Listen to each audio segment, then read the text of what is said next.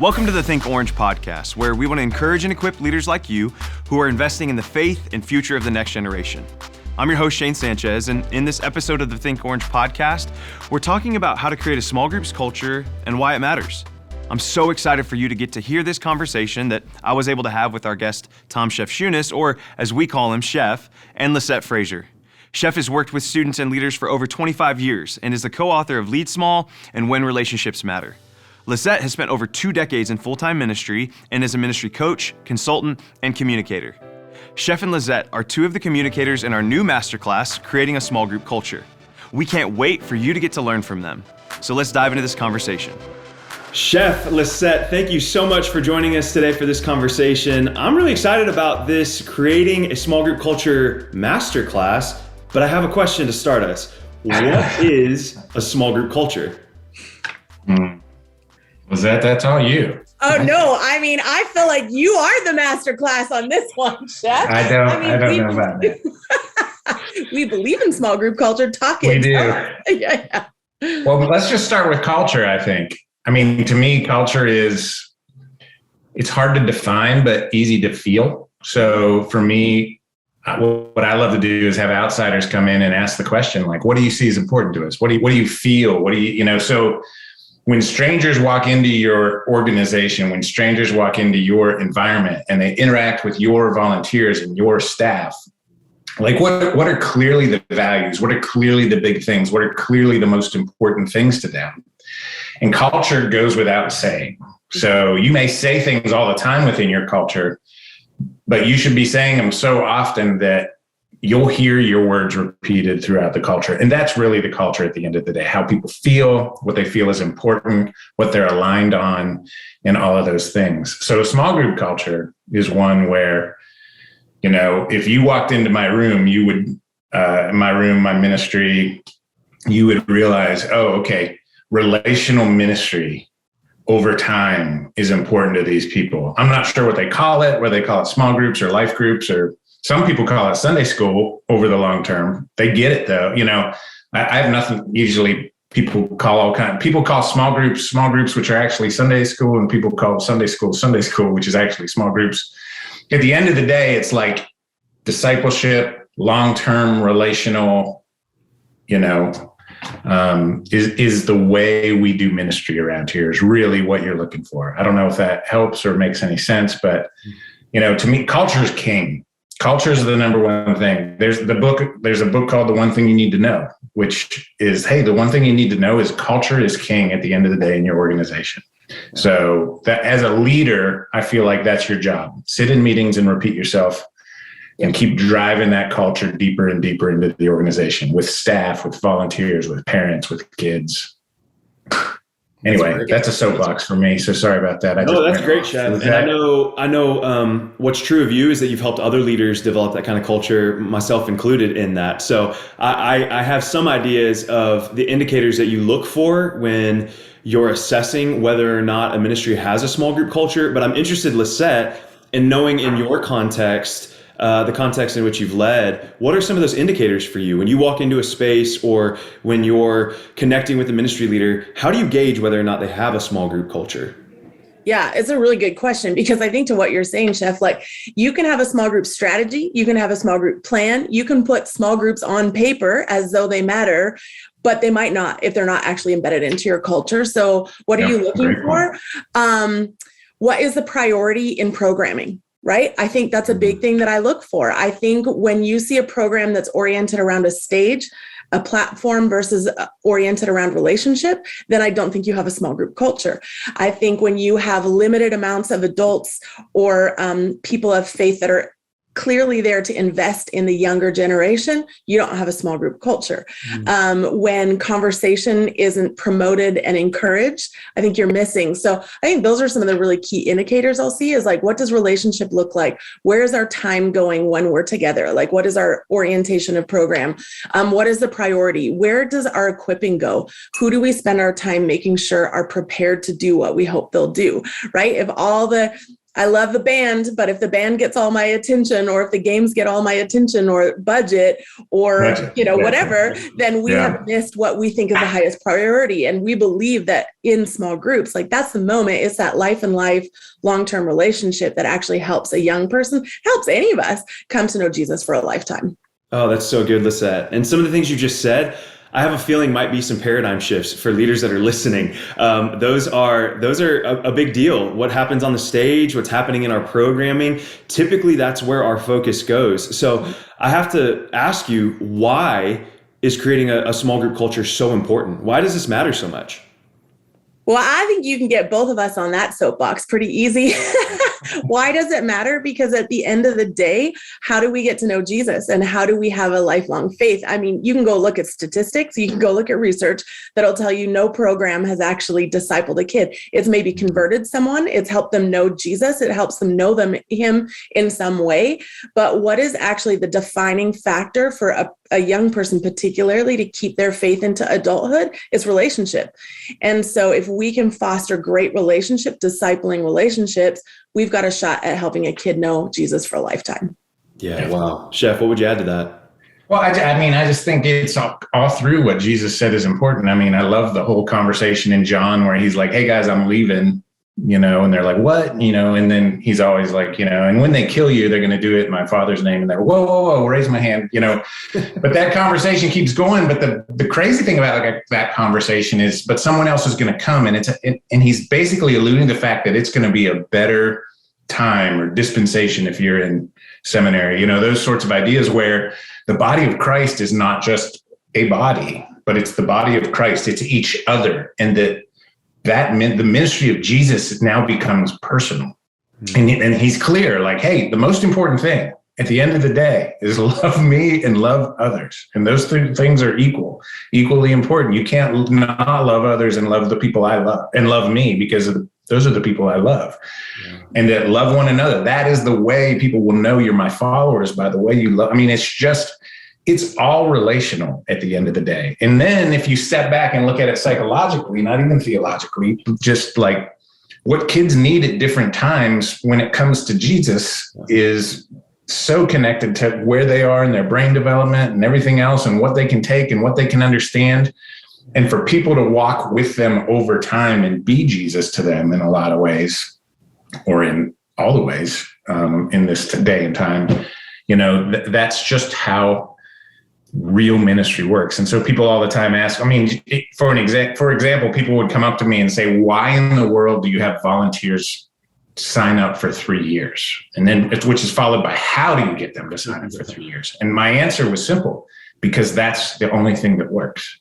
If I'm going to do ministry, it's got to work. If you just want me to teach stuff and have a program, which is fun, but that at the end of the day, that's not what I'm called to do. I'm called to change lives. And if I want to change lives, like for real change lives, not just get them stoked to do my Braveheart speech, which are all important things for culture, just over and over and over and over and over again, then, that's why at the end of the day, it's important, because it's what works. Yeah. And it's what Jesus modeled. It's what he taught. And, we've got into some sort of maybe industrial revolution-y type, like this is a conveyor belt where kids are in the family ministry conveyor belt. And as long as we put the right screws in the right places, they're going to come out the other side. That doesn't work. Wow. The kids are walking away from the church. Yeah. They have to wrestle with their faith. They have to have a safe place. And that safe place is defined by a safe person. And that safe person can't be safe as they get older unless you've put in the time. And anyway, soapbox to me, we should write a book about this. Yeah, we should. Or maybe record a masterclass and offer that to you. That sounds like a great idea. Yeah. I'm so glad you all did that, because hearing you talk about the importance of relational ministry is fundamental to, so much of what we do at Orange, but also the masterclass that you all created. It is really about creating that type of culture. And I do feel like the church, the Big C church, has come a long way when it comes to relational ministry. Small groups feel pretty mainstream nowadays. Now, I know that doesn't necessarily apply to every context, but is it possible for leaders out there who would say, I have a small group model of ministry, is it possible for them to have that model but not actually have a small group culture? Because as you both defined a little bit earlier, those things can be different. So is that possible? And if so, what are maybe some indicators that that might be the case? Yeah, that's a great question. And I would say absolutely. I would say, if I had to get real, I've been there myself, right? I've been in a church context where I would say we would say out loud, we're a small group culture. And that wasn't true. We had a great small group strategy-ish. We had it on, a great plan, maybe. But I don't think it had the priority. And I think the culture piece is the big piece, right? And I think, Chef, we'll just keep talking about that. But there is something about repeating things over and over and over. And I think some of the indicators, we've talked about a few of them, but I think some of it is too just the attitude of your team. It's about what you believe fundamentally, because I think the argument and the pushback that I've heard so often is I think small groups is a great part of what we do. But just in case it doesn't work, also, can we make sure all these other things are good, right? And if you're going to say that, you're always going to spread your resources. You're always going to spread your energy, and you're going to really spread your belief and understanding of what's going to work. And so there's something about trying to narrow in and say, no, if this is really ultimately the best thing we can offer any person is that type of intentional relational ministry, then everything needs to be focused that way. But, when you see leader teams that still believe that they need their pastor to make all the decisions, that they're not actually the ones, one-on-one, life on life, trusted to shepherd a kid, then, you've probably not really caught the culture. You've just got a model, right? When you've got this understanding that it only happens within 2 hours a week, and as soon as they graduate, it's over, you've got a strategy or a model. You don't necessarily have the culture, something hasn't fully caught. And so I think we have to pay attention to not only what we do, but how that feels and what everybody's understanding is of what they're doing. That's so good. That's so good. Chef, what would you add to that? Well, I think you have to not have a small group culture, because culture work is months and years work. It follows the decision that you want as a leader to have a small group culture, and it won't be real for at least a couple of years, because you've got to drive that belief deep into your volunteers. Some people are going to eject because that's not what they're there for. They don't want to do that hard work. And then you're going to start to feel people being attracted to it because the people that stay are the right folks. And so for sure, you can want a small group culture and not have one for a long time. And that's really the hardest part, to be honest, is because there's not okay, I know I'm making progress. You don't realize you're making progress in culture until you realize you have made progress. And so you'll hear it. You'll sit there and you'll say the same things. And then one day, 18 months in, you'll hear an old volunteer explain to a new volunteer and use the same idea, or use different words, but the same idea. It's huge, they believe this, you know what I mean? Yeah. And that's really the hard part about it. I think some of the indicators I ask a lot of times, I'll ask you, what do your small group leaders complain about? I remember being in my ministry as a volunteer, praying the speaker would go longer because you're about to send me into a corner of a hallway with 24 sixth grade boys with nothing to do but review what the speaker said. That's not small group. Yeah. So I was complaining about too much small group time. When your small group leaders complain and say you went too long in your program, I've only got 25 minutes now. Or they come out and literally, when push comes to shove, what wins? I remember when we would, again, I was at a church that was growing and we had resources, and this is just an example. This is not reality for most churches, I realize, but we had to design buildings. Yeah. We designed buildings around how long it took, because we knew we only had 65 minutes to get from the program that sets up small group to small group. So we literally added doors all around the outside because we were realizing we were losing 10% of their total time just getting from the program to small group. So we made sure that those rooms, another one I love at North Point is we don't have offices at North Point. We have small group rooms that are used as offices during the week. Yeah. And I inherited that. That didn't come from me. To me, that was hilarious because, people would come and say, hey, on Sunday, your kids broke my lamp. I'd be like, oh, I'm sorry, they broke their lamp. Would you like to buy them another one? Because, it was like, no, your office is a small group room that you're using as an office. And there's, it's little, what are some of the others? You can't, I was writing some things down. You can't move adults. I don't remember what that was, the offices. Anyway, those are the sorts of things that you start to look for, is what people are complaining about when, I know what it was. It was a big church that was going to buy, they were going to buy lots of lead smalls because the person in charge of the student ministry bought into this idea. Mm-hmm.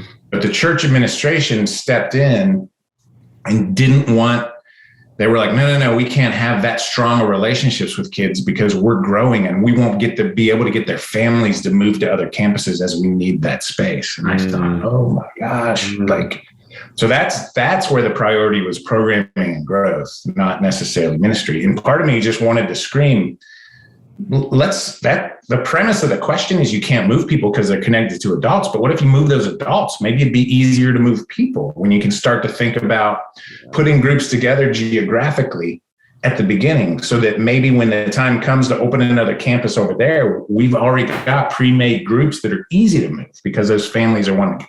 Again, that just takes strategy. But I mean, I was so disappointed in that church's leadership because I'm like, your kids are walking away from their faith because they're not connected to someone who's walking with them. Wow. And you just made a decision specifically not to make those relationships too deep. Yeah. Anyway, it was frustrating for me, but that's not weird for big churches to be about personalities and programming. It's just, when the decisions, again, I came from a big church that probably people would make that accusation, but I can just tell you from working in it, like, that's a good one. Is the personality the important part of your ministry? Wow. Like, if that personality left, would the ministry be okay? There's another indicator. Yeah. Or would small groups just kind of keep meeting? Like, I used to rotate the speakers all the time, so the one consistent personality was the small group leader. Yeah. Wow. So when a speaker left, kids didn't even realize it for months because they were just waiting for them to come back around in the rotation. Whatever happened to that guy, or that lady? So that's so good. I don't know if that helps or not, but those are some of the indicators I look for. Well, that's so good. I think you saying it's months and years work building a culture. That really resonated even with me. And Chef, I know you know a little bit of my story through leadership. In a context that I was leading in out in Phoenix, Arizona as a student ministries pastor, we made this shift to become a small group culture. And it wasn't until year 3 when it was the back to school training that we did for our small group leaders. And I remember standing in the hallway with some members of my team, and my wife was actually there, and watching this new group of leaders trickle into this room after 3 years of saying the same things, training on the same things, honestly offering off-ramps for leaders that weren't bought into it, or that were like, I don't know that can be the thing that I do as a volunteer. It took 3 years. But that day, I remember looking at the individual leaders walking into the room and having this moment. It was an epiphany moment of like, oh my gosh, like, we're here. Not that we had arrived, but right. It was that indicator that this is culture. Like, this is what's happening. The type of leader that's stepping in, the type of volunteer that's coming eager to invest for multiple years and prioritize ministry outside of just the programming time on a weekly basis. Those were the types of leaders that were walking through the door. And that was a big one. That was a big one for me and my team. But it's also the moment where I realized this takes a really long time. And I don't know, Lisette, if you've had any experiences like that, or maybe even some stories of the amount of time it takes to build this kind of culture. So long. And I think we live in such an immediate world. Like, the culture we've created globally, and especially in North America, is that everything should happen fast. There's always a way. And there's so much pressure, I think, from church leadership often, right, for us in next gen world to like, well, why hasn't that worked yet? If it was such a good idea, it would have worked yet. And it's like, are you kidding me? Culture change takes, it really does take 2, 3, 4, 5 years of really consistent effort. And the hard part is there's still regular programming all the time. And there's still other things that you're responsible for. And there's this sense of like, what does success look like that you're getting pushed at from other, you're getting it from parents, you're getting it from leaders. And so I think this is such a big deal to talk about because you need a great strategy. You do need a great model. You need all those things to like make sure you get to the culture that you want, but you have to believe that this is worth doing. But when you believe it and you keep pushing for it, but it takes a lot of consistency as leaders. Yeah. And to be fair, a lot of leaders give up at the 18-month mark, right? Yeah. At the 2-year mark. And we watch that, especially in student ministry. Mm-hmm. You kind of walk away and think, maybe I'll start somewhere else. But you might have just about been there, right? Like if you could have stuck it out for one more year, you probably would have seen like that 3-year moment you had, Shane. I've had it too, where at that 3 or 4 year mark, you're like, dang, I think we're doing it. Like, this is awesome. Yeah. Yes. Yeah. Gosh, 100%. I mean, I hear both of you emphasizing the importance of being in this for the long haul. That culture takes time. And in order to do that, you've really got to commit to playing the long game when it comes to creating a small group culture. And I know that you all created and designed a masterclass to help leaders with this, but I want to ask, what are some simple steps that you would give to a leader who's listening in the next gen space, who's going, okay, I want to move in this direction, but I have some pressure. I know the program is coming week by week. Where do I even begin? How can I start to not only think this way, but take some action in creating a small group culture? I think, a couple of small steps are just think of the people you know you can get on board and start to get them on board. That's the beauty of the masterclass is it's recorded. You could let someone else watch it. You can let someone else watch sections of it. Because I think you could have your key lead volunteers do this.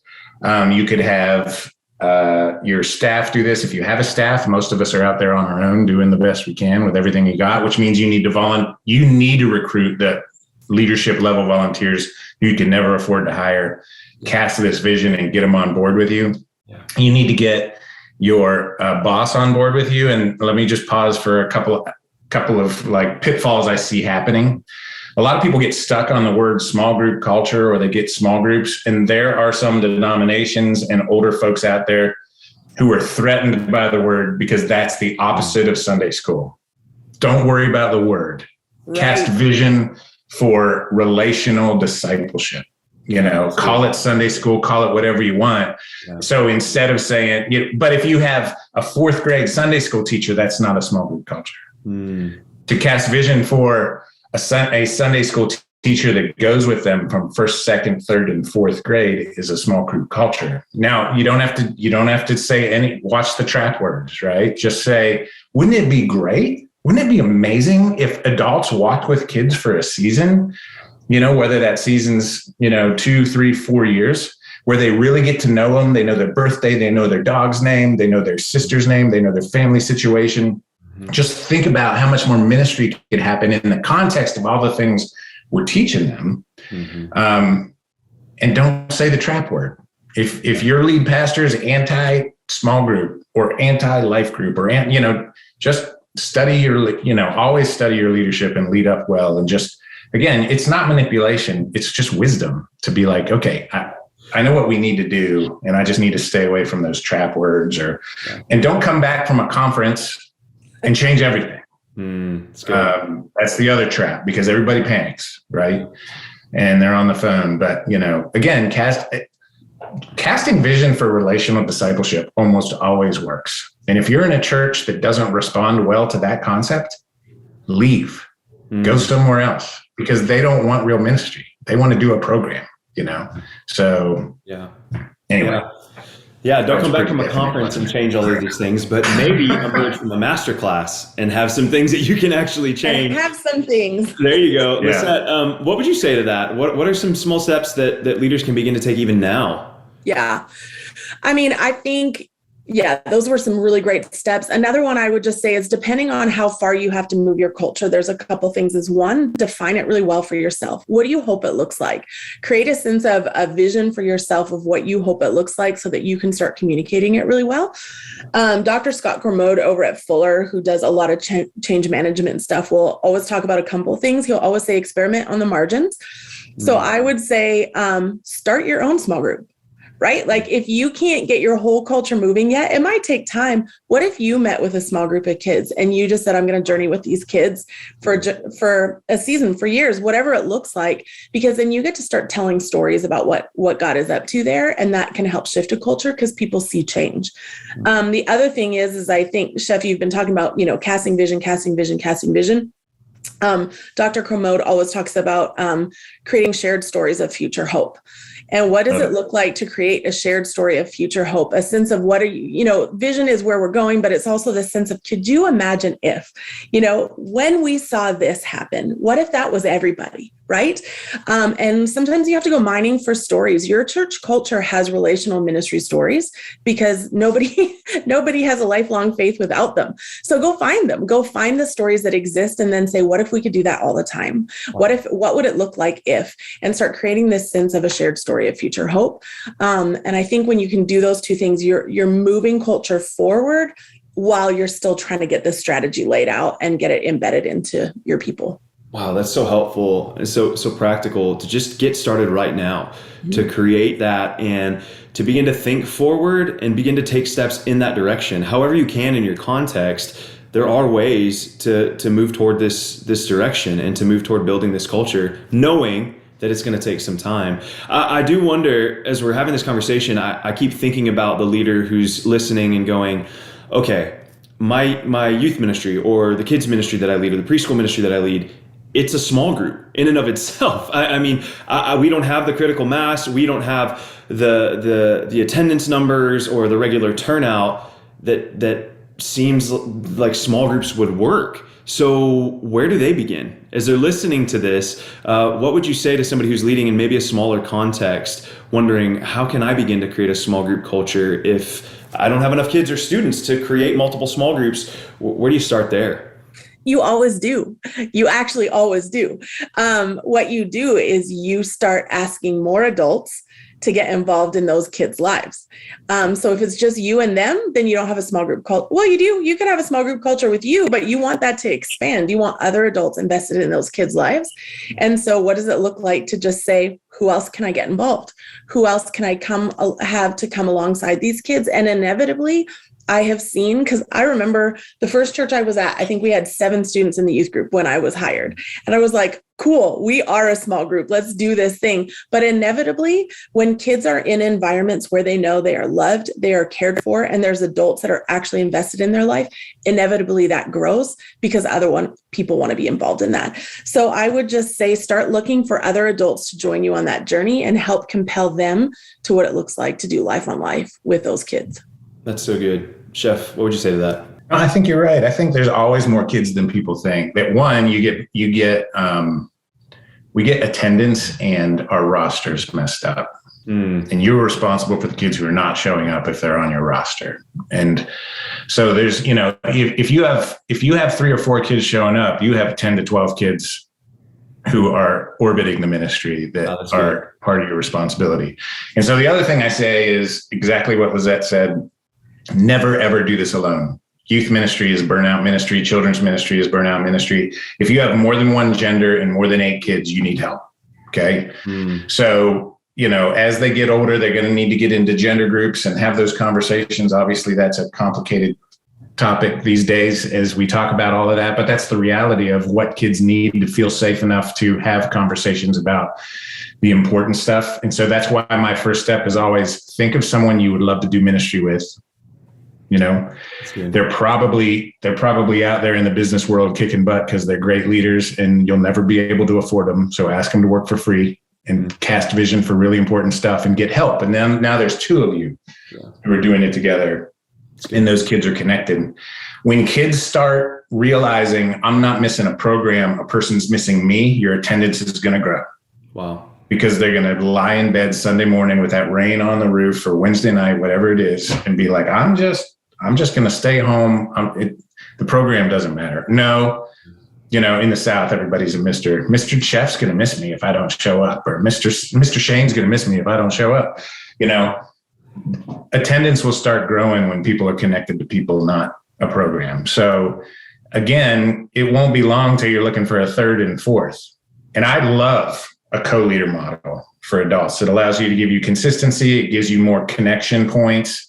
So anytime I have a small group, I used to have 2 adults and a high school kid in every group, you know, and no more than 20 kids on the roster in that group, which put 10 to 13 showing up a Sunday. Yeah. And of course, the day after Christmas, or not, the new year and the school year, you know, it's like everybody shows up those one Sundays, but then it goes down to, you know, around half of the kids who are active on the roster. Yeah. And that's what you're dealing with on a Sunday, but that doesn't mean you don't reach out to them during the week and everything else. So, you know, don't get confused on only have 3 or 4 showing up, because that means you have 12 to 15. That's interesting. Can you say a little bit more on that? I mean, that may be a new idea for a lot of people. Ratio wise? Yeah. I mean, I remember hearing that for the first time, this idea that, hey, you may have this amount of students that are connected to your small group every week, but there are more students who are connected to you relationally as a leader. How does that work? Well, I think ratios are really important in your strategy. I think small groups need to be small. If you have 40 kids on roster for a small group, it's not a small group. It's a youth ministry. It's a separate youth ministry run parallel to yours that's used in the same room. You know, so that's really important, is to kind of set a top end for the roster, not attendance, the roster, because those are the kids you're responsible for. Probably the most important question that you have to ask yourself as a growing ministry is, how does a kid get on the roster, and when do we give up on them? When do we take them off the roster, which is when you give up on them. Wow. And maybe they moved to Texas. That's a good reason. You're not giving up on them. Yeah. They're just no longer your stewardship. Yeah. How long does a kid have to be gone before you give up on them? What have we done in the meantime? Has anybody reached out to that kid? Does anybody know where they go? Wow. And there's another indicator. If kids are just disappearing, you don't have a good small group model, because someone should have been chasing them down. Someone should know the story. Someone should be able to tell you, yeah, his parents got divorced. He's splitting time. So I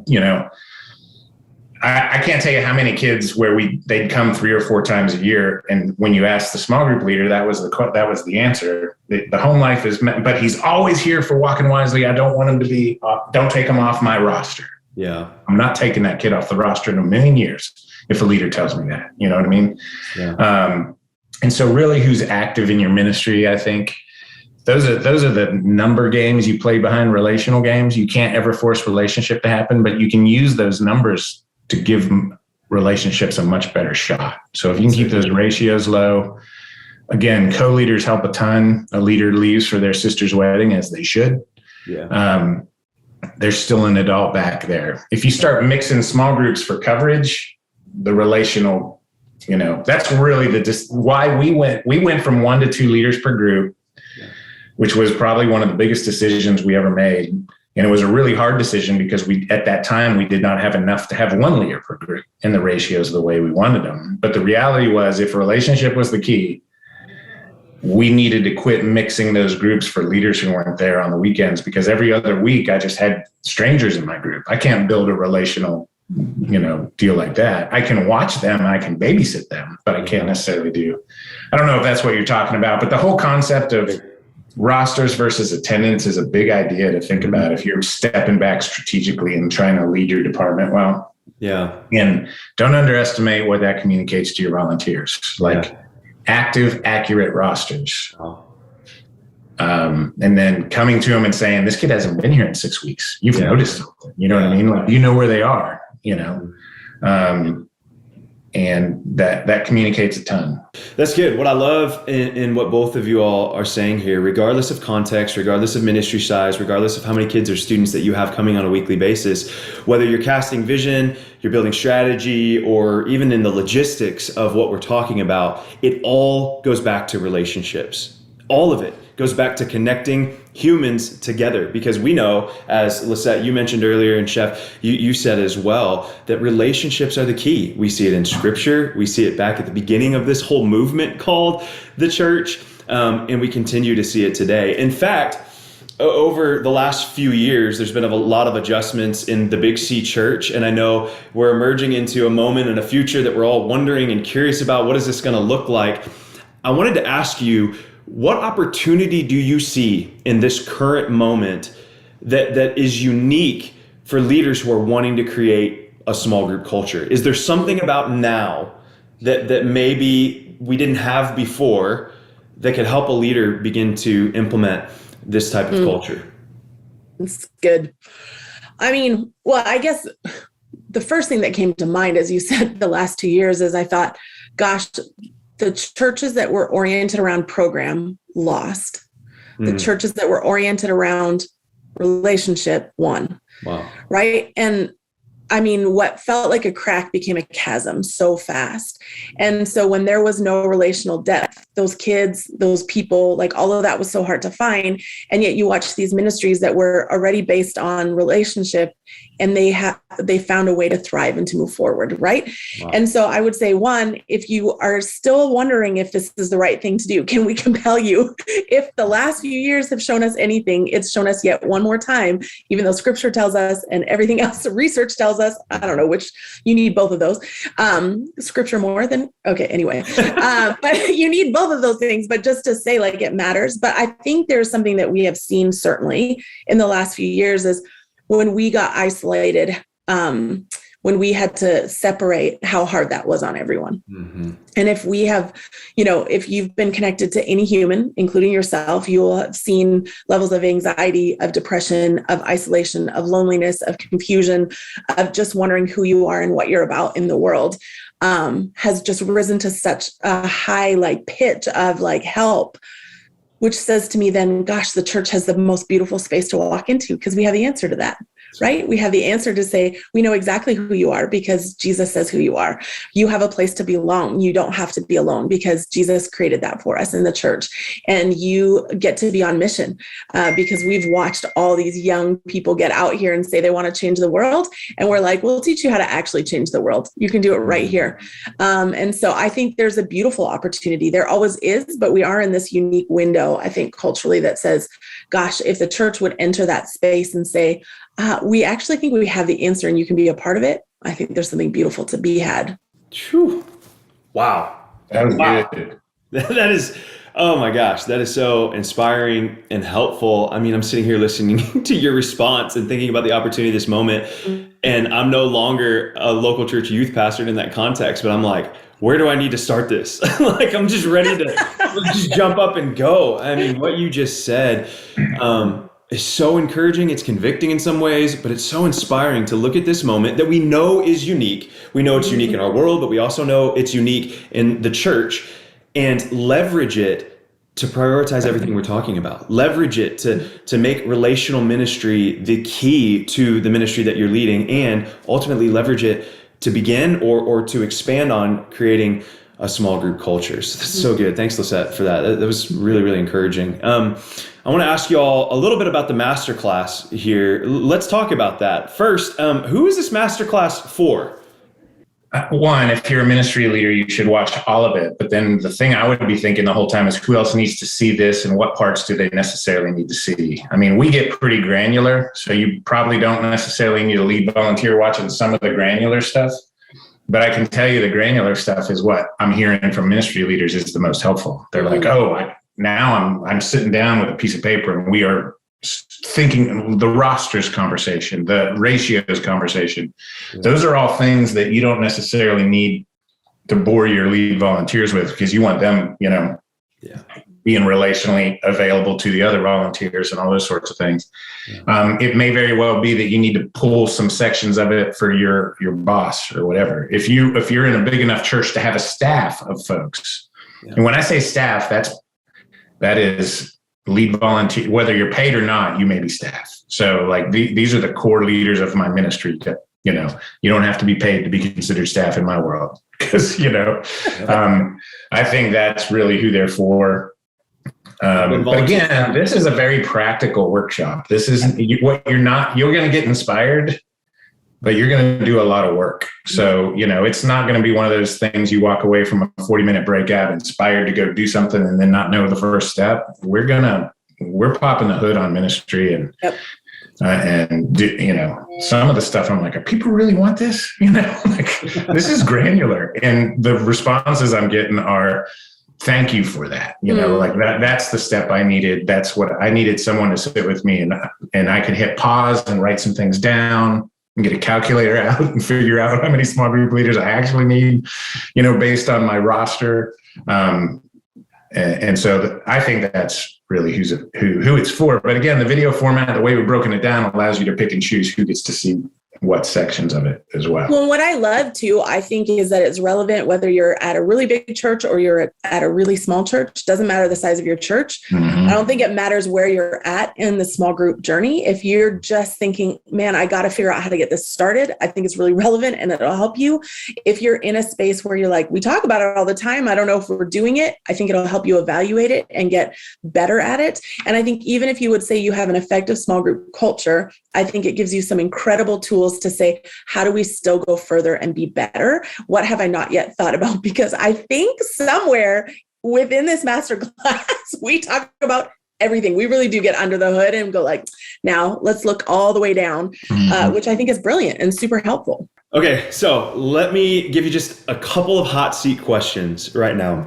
Would love to hear the first things that come to your mind around this. The first one is this. When you think about the signs that truly make up a culture, or you walk into a space or you're talking to a ministry leader and you're looking for the signs that they really do have a culture that revolves around small groups, what are the top 3 things that come to mind when you think about those signs?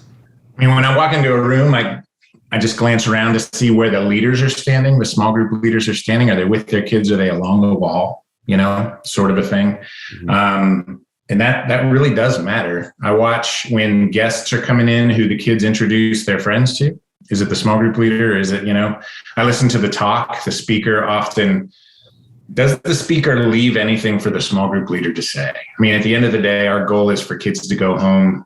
We want to make the small group leader the hero of the day. So it shouldn't be, you'll never believe what the speaker said. It should be, my small group leader told us this. Wow. Because that speaker set up, I always talk about the speaker carries the football to the 5-yard line and kind of hands it off to the small group leader to go, and the speaker, I used to tell speakers all the time, your goal is to end where kids can't wait to go to small group to talk about what you just talked about. That's good. So you're going to not say some things on purpose because they've got to go wrestle with whatever you've just set up. Handle the biblical truth well. You're the only trained person, or not all of these folks are trained in in seminary and those sorts of things. So handle that well, but set that tension up and then let them go with all that tension for the small group leader to go, So good. I don't know if that makes sense. Yeah, that's helpful. Lisette, what are 3 signs that a culture really does revolve around small groups? Yeah, I would say, how often do I hear it? How often do I hear in the midst of a night, like, hey, groups, we're going to do this. Groups, I just want to hear the term. I want to sense that I see it, that even activities and other things are oriented around a group actually increasing their relationship. I would have said the same thing as Chef. I walk into a room and I want to see who's talking to who, especially where are the adults? Who are they hanging out with? And what does that look like? Does it feel easy? Does it feel fun? Do you see that sense of connection? And then I would look at a space. Does a space look like it's pointing kids towards a group or towards a stage? There's a stage moment. I get it. But is your space oriented around thinking about groups having an amazing experience? That's good. That's so helpful. I want to ask you one last thing. And that is, what do you hope for a leader who journeys through the masterclass? What is your hope as the leaders and creators of this masterclass? I think my hope is just handles. To get started. I always talk about building submarines are so complicated. I just don't know where to start. This is complicated and long work, as we talked about. So handles and hope at the same time, just be encouraged that you'll be doing the right things and not necessarily feel it, as you're casting vision until we have the moment you talked about, which is really, again, the beauty of family ministry and student ministry and children's ministry is it's kind of like every year you get a restart. And that's where you'll see the changes really start to take place. So pay attention during those times to see if you hear it.